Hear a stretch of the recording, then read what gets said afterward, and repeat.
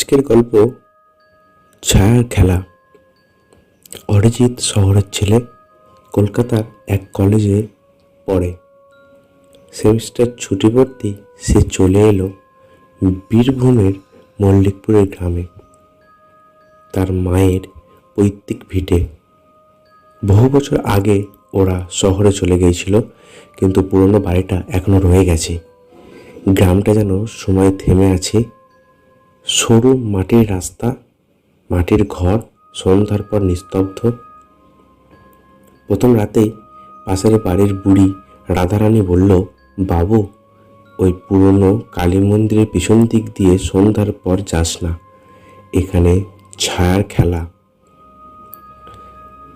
অরিজিৎ হেসে উড়িয়ে দিল, এ তো লোক কথা ঠাম্মি।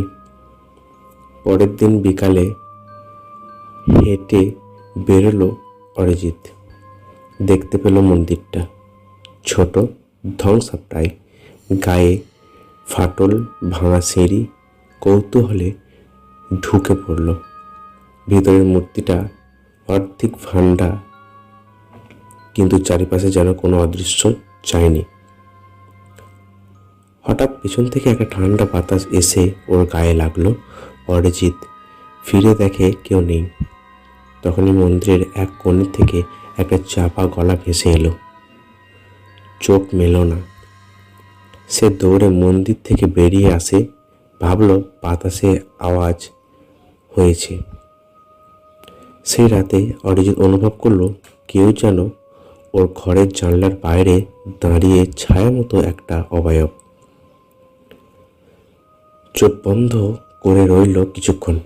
পরের দিন সকালে সে জানলার পাশে মাটি খুঁড়ে দেখল সেখানে 3টে কাঁচের পায়ের ছাপ, যেন শিশু, কিন্তু গভীর, ভারী। গ্রামে লোকজন এড়িয়ে চলছে অরিজিৎকে। পুকুর পাড়ে বসে থাকা এক মাতাল বলল, তুই মন্দির গিয়েছিলি না? ছায়ারা এখন তোকে খেলার ডেকেছে, পালা যত তাড়াতাড়ি পারিস। দ্বিতীয় রাতে অরিজিৎ এক অদ্ভুত স্বপ্ন দেখে।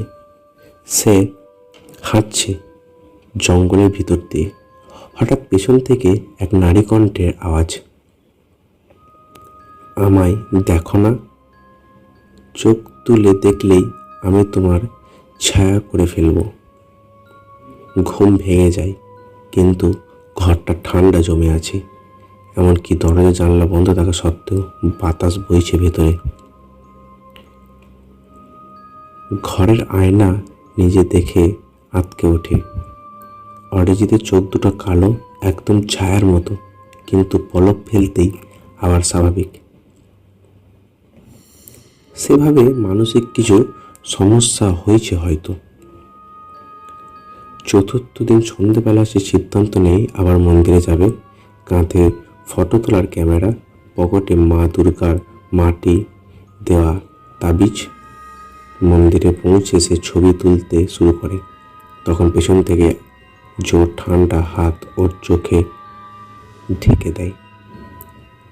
একটি ফিসফিসে গলায়, আমি বলছিলাম চোখ তুলিস না। অরিজিৎ ধাক্কা মেরে সরে যায়। পেছনে তাকিয়ে দেখে সে দাঁড়িয়ে আছে ছায়ার মতো এক নারী, যার চোখ নেই, শুধু দুটো ফাঁকা গর্ভ। সে বলল, আমি কখনো মুক্তি পাইনি। যার চোখ তুলে তাকায় তাদের শরীর নিতে হয়। আমার পালা শেষ, এবার তুই। পরের দিন সকালে গ্রামের লোকজন দেখে মন্দিরের সামনে বসে আছে অরিজিৎ, নীরব, স্থির, চোখ দুটো ফাঁকা। সে আর কিছু বলে না, না খায়, না ঘুমায়। তাকে শহরে ফিরিয়ে নেওয়া হয়। চিকিৎসকেরা বলেন মানসিক আঘাতে ডিসোসিয়েটিভ ফুগ হয়েছে, কিন্তু রাধারানী শুধু বলে, এটা আর অরিজিৎ না, ওর ছায়া ফিরে এসেছে। আসল অরিজিৎ তো রেখে এলো মন্দিরের ভিতরে। গল্পটি কেমন লাগলো অবশ্যই কমেন্ট করবেন। গল্পটি ভালো লাগলে একটা লাইক করবেন। আরও এরকম নতুন নতুন ভূতের গল্প শুনতে চ্যানেলটিকে সাবস্ক্রাইব করবেন।